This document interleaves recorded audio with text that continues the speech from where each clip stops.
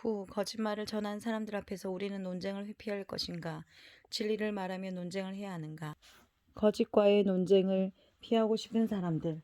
거짓된 동성애 정당화 이론이 교회 밖의 세상 사람들을 미혹시키고 교회 안의 성도들을 미혹시킬 때 교회와 성도들은 어떻게 반응하는 것이 성경적일까?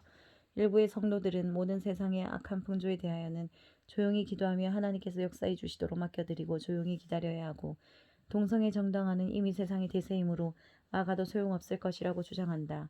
또 동성애보다 더 시급한 죄악들이 많으니 동성애 반대에 주목하는 것은 과도하며, 혹시 세상이 악하여 동성애 반대 금지법인 차별금지법이 제정되고 탄압받고 인내하면서 견뎌내는 것이 성도들이 마땅히 할 일이 아닌가 하는 생각을 하는 경우들이 적지 않다.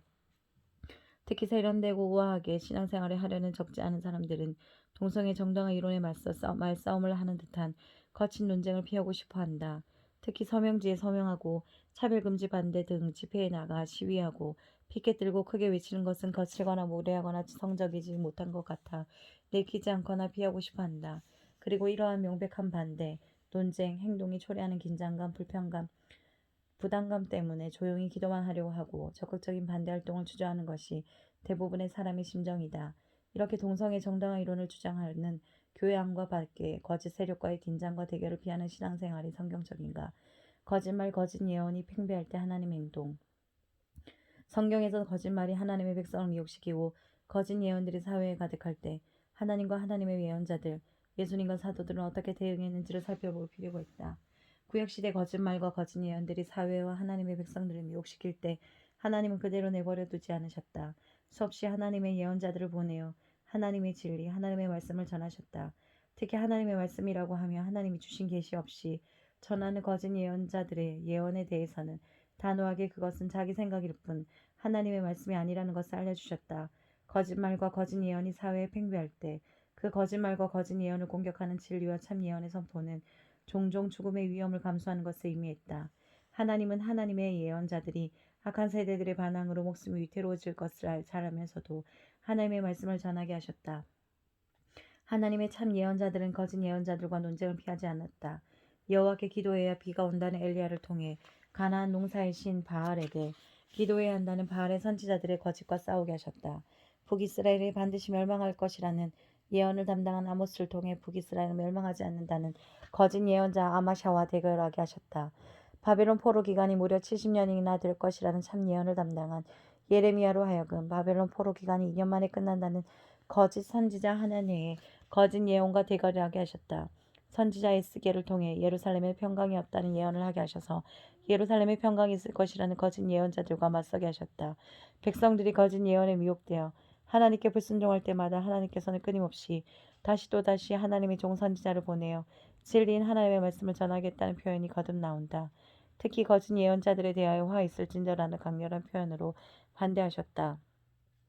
하나님께서 하나님의 말씀이 아닌 거짓말, 특히 거짓 예언에 미혹되는 백성들을 버려두지 않으시고 참 예언자들을 끊임없이 보내시어 거짓말과 싸우시도록 하시는 이유가 무엇일까? 에스겔서 13장을 통해 하나님께서 그 이유를 직접 설명하신다.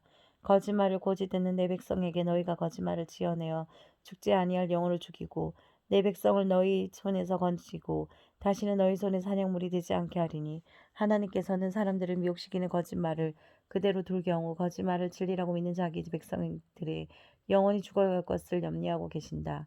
백성들이 거짓말을 믿고 죽는 것을 방치하실 수 없어 하나님의 종들이 죽음에 직면할 수도 있는 위협을 각오하고서라도 끊임없이 하나님의 종들을 통해 진리인 하나님의 말씀을 전하고 계신 것이다. 성경을 거짓되게 풀어내는 바리새인들에 대한 예수님의 행동.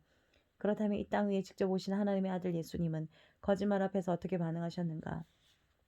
죄인들인 세리, 창녀 등과 주저없이 교제하시며 은혜를 베풀었지만 하나님의 말씀, 특히 기록된 성경 말씀을 하나님의 뜻에 다르게 거짓으로 전하는 바리새인들, 율법 교사들에 대하여는 단호하셨다. 그들이 걸어오는 수많은 논쟁을 피하지 아니하시고 논쟁하시며 진리를 설파하셨다.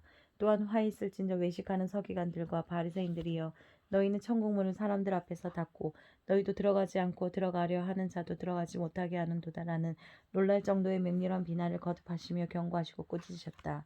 존 스토트 목사님이 쓰신 책 중에 우리나라에 번역된 변론자 그리스도라는 책이 있다.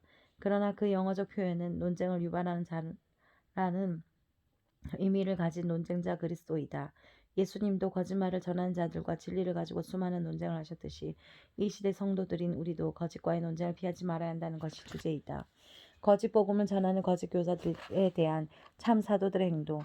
예수님의 복음을 가르쳤던 사도 시대의 사도들은 교회 안팎에서 거짓을 가르치는 사람들에 대하여 침묵하며 기도만 하였는가? 아니다. 정반대다. 분명하고도 큰 목소리로 단호하게 반대하며 예수님처럼 저주를 경고했다. 사도 바울의 서신은 자주 거짓 교사들에 대한 경고와 저주까지 포함되어 있다. 갈라디아서를 보면 구원의 할례 등 율법을 지키는 행위가 필요하다는 할례파 거짓 교사들에 대하여 다른 복음을 전하는 자는 저주를 받을지어다라고 단호하게 경고했다. 사도 요한도 구원의 예수님에 대한 믿음만으로 부족하고 특별한 영적 지식이 필요하다는 이원론적 영지주의이다니 예수님의 육체로 이 땅에 오심을 부인하는 거짓말을 할 때 예수님이 그리스도임을 부인하는 자는 거짓말쟁이요 미혹하는 자며 적그리스도라고 단호하게 반대했다. 참 복음이 아닌 다른 교훈을 가지고 성도들에게 나아오는 자가 있으면 그를 집에 들이지도 말고 인사도 하지 말라고까지 경고했다. 사도 베드로도 거짓 선지자, 거짓 선생들이 교회에 나타나고 여럿이 그들의 호색하는 것을 따를 것을 예언하며 경고했다. 하나님이 범죄한 천사들을 내어 쫓고 가두시고 소돔과 고모라를 멸망시킨 것처럼 호색하며 경건하지 아니한 자들을 심판하실 것이므로 육체를 따라 더러운 정욕에서 행하는 자들, 음란으로 육체의 정욕에서 유혹하는 거짓 선생들을 경계하라고 반복하여 분명하게 경고했다.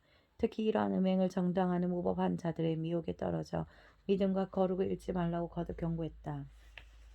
거짓 앞에서 진리를 선포해야 할 책임. 하나님의 참 예언자들, 예수님 그리고 예수님의 사도들 모두 거짓을 가르치는 사람들 앞에서 단호하게 진리를 선포하며 그 거짓됨을 드러내셨다. 거짓말을 전하는 사람에 대한 강렬한 반대와 비난을 주저하지 않으셨다. 진리 앞에서 논쟁이나 죽음의 위협이나 단호한 반대에 따른 청중들과의 긴장과 불편함을 기꺼이 담대하게 감수했다. 그 이유는 분명하다.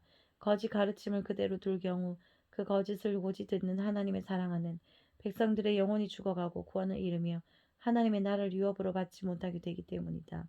진리 선포의 사명을 받은 사람들이 특별히 기억해야 할 하나님의 무서운 말씀이 있다. 하나님께서는 에스겔을 이스라엘 족속의 파수꾼으로 부르시고 세우시면서 너는 내 입의 말을 듣고 나를 대신하여 그들을 깨우치라는 사명을 주셨다. 악인에게 반드시 하나님의 경고와 말씀을 전해야 한다는 점을 강조하시기 위해 거짓을 믿고 악행을 계속하는 사람들 앞에서 진리를 말하지 않고 하나님의 심판을 경고하지 않는 침묵으로 하는 불순종에 대하여도 무섭게 경고하셨다. 가령 내가 악인에게 말하기를 너는 꼭 죽으리라 할 때에 내가 깨우치지 아니하거나 말로 악인에게 일러서 그의 악한 길을 떠나 생명을 구원하게 하지 아니하면 그 악인은 그의 죄악 중에서 죽으려니와 내가 그의 핏값을 내 손에서 찾을 것이고 내가 악인을 깨우치되 그가 그의 악한 마음과 악한 행위에서 돌이키지 아니하면 그는 그의 죄악 중에서 죽으려니와 너는 내 생명을 보존하리라. 악인을 깨우치지 않아 악인이 죄악 중에 죽으면 악인의 핏값을 깨우치지 않고 침묵한 우리의 손에서 찾으시겠다고 거듭 경고하고 계신다. 따라서 악인이 돌이키든 돌이키지 않든 하나님의 말씀을 듣고 말씀을 맡은 우리는 하나님을 대신하여 악인에게 경고하며 악한 길을 떠나 돌이키도록 반드시 말해야 한다.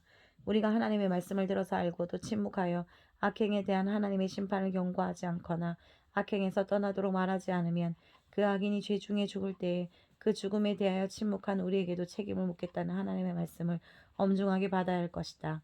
음행인 동성애를 정당하며 교회 안팎의 수많은 사람들을 음행으로 물들이는 거짓말이 교회 안과 밖에 팽배하다.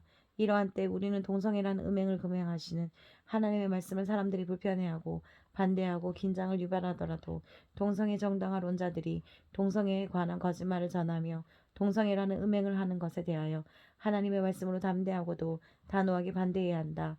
이렇게 심판을 경고하며 깨우치고 그 거짓말과 음행에서 돌이키도록 전하고 가르치는 것이 성도들이 마땅히 할 일이란 것이 성경에 비춰보면 명백하다.